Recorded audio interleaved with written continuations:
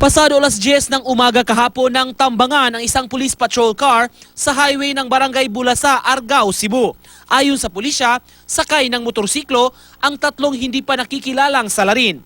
Papunta raw noon sa korte ng Argao ang patrol car, sakay ang dalawang pulis at detainee na si Toselio Ababon na nasasangkot sa droga. Patay sa tama ng bala si Ababon. Ligtas naman ang dalawang pulis na sina PO3 Ruel Patalinghog at PO3 Crescenciano Alahid. Tinamaan ng bala si PO3 Patalinghog sa likod pero nakaligtas dahil sa suot na bulletproof vest. Luckily, mga pulis karon naggamit ng og vest, wala sila makuan. Walay casualty sa ilaha. Nakatakas ang mga salarin. Patuloy pang iniimbestigahan ang insidente. Duda ng pulisya, si Ababon talaga ang target ng pamamaril. Isa raw itong tauhan at pinagkakatiwalaan ng isang malaking drug lord. We'll dig deeper sa story nga nun eh.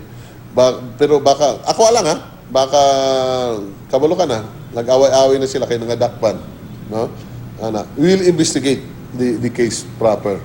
High-value target din daw ng pulisya si Ababon na nahuli noong huling linggo ng Disyembre.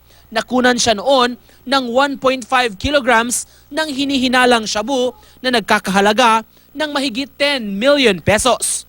Nico Sireno, Nagbabalita, Pilipinas.